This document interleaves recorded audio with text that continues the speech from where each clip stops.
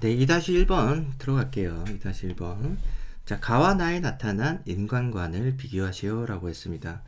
가와 나. 조금 아쉬운 부분은 가 제시문이 다 쓰이지가 않아요. 그래서 문제를 낼 거면, 이렇게 낼 거면은 조금 발췌를 해가지고 하되, 이 부분 좀 생략해도 될 것 같은데, 인간과 자연의 관계거든요. 이렇게 다 쓰지 않을 거면은 그냥 버리지. 요것만 남기기가 조금 부끄러웠는지 뭐 이렇게 썼습니다. 그리고 제시문 나 같은 경우에는 뭐 이것저것 끝에까지 다 쓰고 있다고 볼 수 있겠습니다. 아니네. 빼자.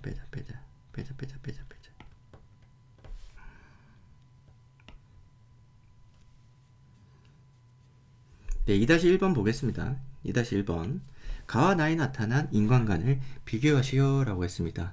가나를 그냥 요약하는 것도 아니고 비교하라고 했는데 또 인간관을 비교하래요. 그래서 이 부분만 여러분들이 조금 신경 써가지고 300자로 줄여서 쓰시면 될 텐데요. 여기서는 이제 가나가 굉장히 장황한 제시문이긴 한데 내용을 다 쓰지는 않아요. 다 쓰지는 않고 일부만 쓰고 있어가지고 인간관에 관련해서만 여러분들이 잘 정리를 하셔야 되는 그런 관건이 되겠습니다.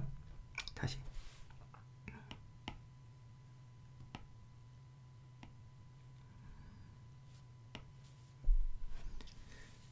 자, 2-1번 가겠습니다. 2-1번. 가와 나에 나타난 인간관을 비교하시오 라고 했습니다. 그래서 가나를 그냥 요약하는 것도 아니고 비교하는 건데 그냥 제시문 비교도 아니고 인간관을 비교하는 거예요. 그래서 제시문 가와 나의 내용이 꽤 길거든요. 근데 이걸 다 쓰지를 않아요. 이 중에서 인간관에 해당하는 내용만 잘 발췌를 하셔가지고 여러분이 정리해서 요약을 해야 되겠습니다. 그게 관건이죠. 자, 그래서 가를 한번 읽어보시면 문단이 2개거든요. 2개 중에서 특히 1문단에 집중되어 있습니다. 한번 볼게요. 자, 자연 상태에서 인간은 타인의 허락을 구하거나 그의 의지에 구애받지 않고, 사실 여기 우리가 잘 아는 내용 아니겠습니까? 여기서부터 우리가 바로 독립적인 존재라는 것을 알 수 있어요. 그냥 뭐 이 문장만 가지고 이게 독립 바로 쓸 수는 없는데 여러분들이 그냥 교과서에서 이런 내용을 하도 많이 봤으니까 그냥 쓰고 시작할게요. 그냥. 자, 그래서 인간의 이성이라는 자연법의 테두리 안에서 스스로 적당하다고 생각하는 바에 따라 자신의 신체와 소유물을 처분하고 행동할 수 있는 완전한 자유의 상태다라는 거죠. 자, 이 자연 상태는, 그러니까 자연 상태 자체가 자유롭다는 거예요. 인간은 원래부터 자유로웠다는 거죠. 자, 그래서 이 자연 상태는 또한 그 안에서 모든 권력과 권한이 호혜적이며 어느 누구도 다른 사람보다 더 많이 갖지 않는다는 의미에서 또 평등한 존재이기도 하는 거죠. 똑같이 자유의 상태라는 것이 평등하다는 거예요. 그래서 자연 상태의 사람들은 재산상에서 평등하며 재산권이 사실 중요하긴 해요. 이 어떤 사상적인 측면에서. 자, 어떤 종류의 지배 종속 관계도 없이 만인은 그 권리에 있어서 평등하다. 모두가 권리를 갖고 있으니까 그런 측면에서 평등하다는 거예요. 자, 그러나 이러한 자연 상태는 무질서와 방종의 상태가 아니다. 거기에는 자연의 법이 있으며 바로 이 법인 이성은 모든 인류에게 인간은 평등하고 독립적인 존재. 여기서 나오죠. 인간은 평등하고 독립적이고 자유도 있으면 좋을 텐데 근처에 없나요? 예. 이성, 평등, 독립, 자유가 없어. 예, 자유를 위해서 그냥 이걸 씁시다. 이렇게 요 4가지 단어가 핵심이겠죠. 자, 어느 누구도 다른 사람의 생명, 건강, 자유, 해를 끼쳐서는 안 된다. 요것도 또한 중요한 내용이 되겠습니다. 그래서 여기서 인간과는 이성을 갖고 있으며 독립적인 존재고 평등하고 자유로운 독립적인 존재다. 여기까지가 이제 가에서 나타난 인간관이라고 볼 수 있겠습니다. 그 다음에 이제 여기서 나와 있는 이 자연 상태라는 것은 인위적이지 않는다는 의미에서 자연 상태라고 볼 수 있겠죠. 그렇지만 여기서의 자연이라는 것은 실제 그냥 자연 환경의 그 환경이라고 볼 수 있겠어요. 자, 그래서 자연 안에서 태어나 자연에서 먹고 마실 것, 입을 것과 쉴 곳을 구하는 신체를 지닌 존재로서 인간에게 자연은 삶의 공동의 터전이다. 그냥 환경이죠, 환경. 예. 자연적 이성은 자, 인간이 일단 태어나면 자신의 보존을 위한 권리, 그러니까 고기를 먹고 음료를 마시고 여타 자연이 그들의 생존을 위해서 제공하는 것들을 취할 권리를 가진다고 일러준다라고 하고 있습니다. 자연을 개발할 수 있는 권리가 기본적으로 있다라는 겁니다. 자, 그래서 세계를 인류에게 공유물로 준 신은 사람들에게 또한 그것을 삶의 최대한 이득이 되도록 편익이 되도록 이용할 이성도 주었다. 자연을 이용하자는 거죠. 자연을 편익, 개발, 그죠? 우리가 쓸 수 있는 자원이라는 거예요. 따라서 사람들이 노동을 통하여 자연으로부터 최대의 부가가치를 창출하는 것은 좋은 거라는 거죠. 자연을 더 풍요롭게 만드는 것으로 이는 자연적 이성에 부합하는 일이다. 자연을 개발하고 소모하고 이런 것들이 소비하는 게 좋은 일이라는 거죠. 자, 근면한 자들은 토지를 개간해 등등 얘기가 계속 나오고 있는데 이거는 제시문 나와 비교될 내용은 아니에요. 왜냐하면 제시문 나에서 자연환경은 나오지 않거든요. 그래서 이거는 그냥 버립시다. 버리시고 쭉 읽어보다 보니까 뭐 하는 짓인지 모르겠어요. 자, 제시문 첫 번째 문단만 중요한 내용이고요. 이게 대비될 수 있어요. 제시문 나와. 자, 반면에 제시문 나를 봅시다. 돌봄이 인간 삶의 기본적인 측면으로 인식되어 모든 정치 이론이 돌봄에 관심을 기울인다면 민주주의에서 돌봄의 이상은 어떻게 될까? 그러니까 핵심은 이거 아니겠어요? 민주주의와 돌봄이겠죠. 자, 우리 삶에서 돌봄이 중심적 위치를 차지한다는 사실을 진지하게 받아들이면서 민주주의를 추구하고자 한다면 민주정치는 모든 시민이 돌봄 문제에 참여할 수 있도록 그 책임의 분담을 논의의 중심에 두어야만 한다. 그래서 다음 문장에서는 책임의 분담. 민주주의가 우선 우리는 민주주의 체제 안에서 산다는 거죠. 근데 그 안에서 돌봄의 문제는 굉장히 중요하다는 겁니다. 그러면 돌봄이 중요하다는 합의가 우리가 된다면 그렇다면 그다음부터는 책임을 분담하는 것이 당연하다는 거죠. 이런 내용들이 개념이 연결이 됩니다. 자, 그리고 돌봄 민주주의는 돌봄이 민주주의의 핵심 가치가 되어야 하며 돌봄의 실천과 책임 분배가 민주적인 방식으로 이루어져야 한다는 민주적 돌봄 윤리의 기반을 두고 있다. 이렇게 이 내용이 첫 번째 문단이겠습니다. 그래서 돌봄, 민주주의, 책임의 분담 이 내용 그죠? 잘 연결해서 쓰면 첫 번째 문단은 끝난 거고 두 번째 문단 굉장히 긴데 한번 읽어봅시다. 그동안 많은 학자가 주장해온 바와 같이 돌봄 윤리가 전제하는 인간관은 기존의 민주정치 담론과는 다른 출발선에서 시작한다. 그래서 그죠? 돌봄 윤리 관점에서 보면 개인은 관계 안에서의 존재다. 아까 이거 완전히 대비되는 거 아니겠습니까? 여기서는 그냥 독립적인 존재예요. 다른 사람이 있든 말든 나는 나예요. 권리를 갖고 있고 다른 사람과 평등하고 침해를 받지 않아야 된다는 거죠. 근데 여기서는 관계 안에 있어요. 나 혼자 존재할 수 없다는 겁니다. 그래서 개인과 그들의 자유는 여전히 매우 중요할 수 있지만 부정하는 건 아니다. 그런데 그 개인을 마치 모든 것을 혼자 결정하는 로빈스 크루소처럼 바라보는 시각은 이치에 맞지 않다. 혼자 살 수 없다는 거죠. 그리고 모든 인간은 취약한 존재다. 그래서 어떤 사람은 다른 사람보다 더 취약할 수 있으며 모든 사람은 삶의 일정 구간에서 신생아나 고령자로서 또는 질병 때문에 극도로 취약한 삶의 구간을 지나게 된다. 모든 사람들이 이런 상황에 처할 수 있다는 거죠. 그래서 사람은 끊임없이 신체 조건이 변화하며 일정한 시기에는 타인의 돌봄과 조력에 의지해야만 한다. 이거는 명백한 거죠. 우리가 신생아 때부터 그죠? 취약한 구간을 지나오고 있는 거고 그리고 뭐 당연히 고령자가 되면서 그죠? 취약해지죠. 당연한 겁니다. 또한 모든 인간은 돌봄의 수혜자이면서 제공자이다. 이제 이런 관계가 있는 거죠. 수혜자이면서 제공자이다.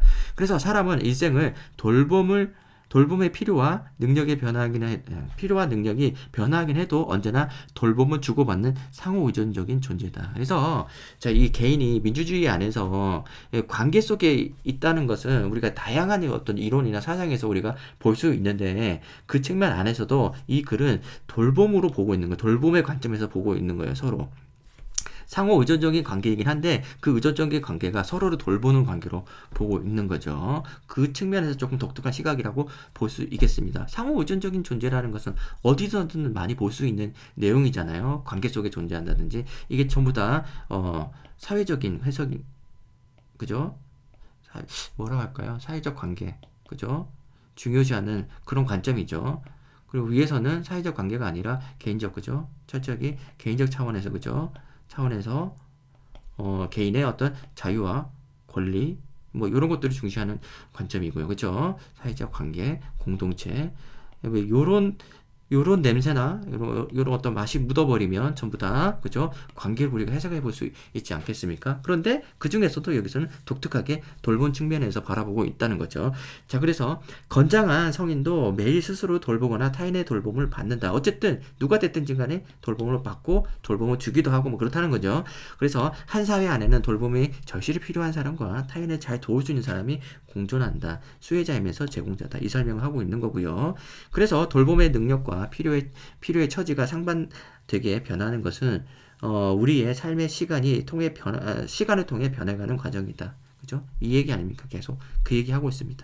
이렇듯 인간 모두가 필연적으로 연루되는 사회적 관계망을 돌봄으로 이걸로 이해한다면 돌봄의 가치는 궁극적으로 공적 가치임을 어렵지 않게 알 수 있다. 우리의 삶에 돌봄이 없다면 사회도 존속할 수 없다. 자, 이거 정리해보면은 개인은 관계 안에서 존재하고 이 관계 안에서 돌봄의 관점에서 보자면은 돌봄을 주는 사람 그리고 돌봄을 받는 사람 동시에 상호 의존적인 존재로서 주기도 하고 받기도 한다는 거죠. 그래서 이게 굉장히 중요한 가치라는 거예요. 이 관계 안에서 그 내용을 쓰고 있습니다. 마지막 문단. 독일에서는 2010년대에 접어든 이래로 돌봄의 사회적 관계망의 기초에 경쟁사회를 연대사회로 각각 혼자서 그죠 다른 사람을 짓밟고 그죠 이겨먹으려고 하는 게 아니라 서로 같이 가려고 하는 연대사회. 너무 나쁘게 얘기했네. 예, 그렇게 나쁜 거 아닙니다. 경쟁도 좋은 거예요. 그리고 연대사회, 괜한 선입견 갖지 마세요. 그래서 경쟁사회도 있고, 뭐, 연대사회도 관점이 있는데, 연대사회로 변화시켜 나가고자 했대요. 그래서 그거를 돌봄 혁명으로 본다는 거죠. 꾸준히 진행 중이다. 한 사회의 무게 중심을 이윤의 극대화가 아니라, 이게 이제 경쟁이죠. 그 다음에, 인간의 필요와 돌봄을 옮기고자 하는 이게 연대죠. 자, 이 논의는 인간과 인간이 경쟁자로 맞서는 것이 아니라, 개별적인 삶의 새로운 공동체로 연결하고 구축해 나가는 것을 목표로 한다라고 하고 있습니다. 그래서 이런 관점이 제시되고 있죠. 별거 없습니다. 그래서 가와 나의 인간관을 우리가 한번 살펴보면은 이 첫 번째 문단에서 인간관 나왔죠. 아까 설명한 그대로 내용 다시 한번 상기해 보시고 두 번째 문단에서는 관계 측면으로 바라보고 있는 거고 그 관계 안에서도 돌봄의 수혜자이면서 제공자인 상호 의존적인 존재다. 요 정도 내용이 인간관이라고 볼 수 있겠습니다. 나머지 뭐 이거는 뭐 그냥 이제 그냥 인간관으로서는 포함시키기에 조금 부족한 내용이 되겠습니다. 격가지라고 볼 수 있겠고요. 이것도 역시 마찬가지로 그죠. 그래서 두 번째 문단이 핵심적인 인간관이 나오는 부분이라고 볼 수 있겠고 이걸 잘 대비시켜서 논제 요구사항에 맞춰가지고 비교를 하면 되겠죠. 자, 그래요. 자, 그래서 이제 실제 예시 답안 한번 보면서 구체적으로 어떻게 쓰고 있는지 볼게요. 제시문 가에 따르면 인간은 자연 상태에서 독립 얘기 나오죠. 자율은 뭐 나올 수 있고 안 나올 수도 있겠습니다. 개인을 의미하며 그냥 자유라고 쓰는 게 맞겠죠. 자유보다. 그 다음에 개인 간의 관계는 호혜적이고 평등하다. 평등이 나와줘야 되겠죠. 호혜보다는. 그 다음에 이들은 스스로의 이성 나오는 게 좋겠죠. 자율적으로 행동하며 독립된 노동 주체로서 각자의 능력에 기반해 노동에 따른 대가를 소유할 권리를 가진다. 뭐 이런 얘기 쓰고 있는데 이거는 좀 옵션이라고 봐요. 노동에 대해서 구체적으로 강조할 필요는 없는 것 같은데 이게 이제 마지막 문단에서 자연을 이용하는 과정에서 노동이 또 나오긴 하지 않습니까? 부가가치를 만들어내는 과정에서 그 내용을 같이 쓰고 있는 것 같은데 소유권 측면에서 쓰고 있는 것 같은데 이거는 뭐 그죠? 선택사항이라고 볼 수 있겠습니다. 뭐 쓰는 게 좋긴 하겠죠. 자, 그런데 제시문 나에 따르면 이러한 자유주의적 인간관은 의존성이라는 인간 보편의 조건을 반영하지 못한다. 왜 갑자기 이렇게 한계를 지적하죠? 요거는 조금 잘못된 쓰기 방식이 아닌가라는 생각이 들어요. 의존성보다 우리가 관계를 집중해야 되는데 관계 얘기를 해야지 왜 의존성 얘기를 하는지 모르겠어요. 자, 그래서 이건 좀 의문인 것 같고 나가 제시하는 인간상에 따르면 인간은 누구나 관계 안에서만 존재할 수 있으며 보편적으로 타인의 돌봄을 필요로 하고 생애주기나 질병으로 인한 취약성을 지니므로 타인에게 의존할 수가 없다. 필요하기도 하고 의존하기도 하고 그 다음에 줘야 되는 거가 없죠. 그죠? 예, 그게 없죠. 상호 의존적 존재이면서 수혜자이면서 또 뭐라고 했죠? 또 공급자이기도 하다. 돌봄의 공급자이기도 하다. 이런 얘기를 써야 되는데 굳이 이렇게 수혜자 측면만 얘기를 계속 쓰고 있는 거는 적절치 않다고 생각이 듭니다. 인간은 취약한 단계가 있고 그죠? 이게 신생아부터 이런 과정을 지나쳐 갈 수밖에 없는 그죠? 취약한 단계 지나쳐 갈 수밖에 없고 그 과정에서 내가 뭐 이렇게 뭐 젊고 건강하다 하더라도 역시나 마찬가지로 돌봄의 수혜자가 될 수도 있는 거죠. 그죠? 그리고 공급자가 되기도 하고 이런 관계에서 상호 의존적이면서 관계 속에 있다라는 얘기를 해주면서 얘기를 쓰면 되는데 지나치게 우리가 이제 수혜자라는 측면만 얘기를 계속 강조하고 있는 게 아닌가라는 생각이 좀 들긴 하는데 뭐 대세의 지장은 없겠죠. 이렇게 쓰고 있는데 제시문 나를 쓰는 부분에서는 좀 더 잘 쓸 수 있을 것 같아요. 예시답안보다 수험생들이 이제 두 번째 문단만 잘 정리를 하면은 학생들이 더 잘 쓸 수도 있지 않을까라는 생각이 듭니다. 가는 문제가 없죠. 가는 큰 문제가 없는데 약간 그죠? 조금씩 아쉬운 부분이 없잖아 있습니다. 그래서 그래요. 이게 별 내용이 없고 이게 과연 비교인가라는 측면에서는 조금 그렇죠. 이거 뭔가 반영하지 못한다고 해가지고 비교의 측면보다도 비판의 경향이 조금 강해지는 것 같은 그런 어조 같아요. 그래서 비교를 하려 그러면은 이렇게 하지 말고 그냥 이렇게 독립적이다. 그리고 관계에 있다. 이 두 가지 단어를 첫 번째 주장, 가와 나를 설명하는데 첫 문장에서 주장으로 쓸 때 요 두 개를 부각시켜서 쓰는 게 맞겠죠. 그래서 제시문 가는 인간의 독립성을 강조하는 인간관을 설명하고 있다. 그리고 제시문 나는 인간이 독립적인 관계가 아니라 관계 속에서 그죠? 파악할 수 있음을 보여주고 있다. 이렇게 해가지고 비교를 하는 게 맞겠죠. 그죠? 그게 더 적절할 것 같은데, 그죠? 그게 좀 더 비교에 맞는 답안 쓰기가 아닌가 생각이 듭니다. 참고하시고요. 2-2번으로 넘어갈게요.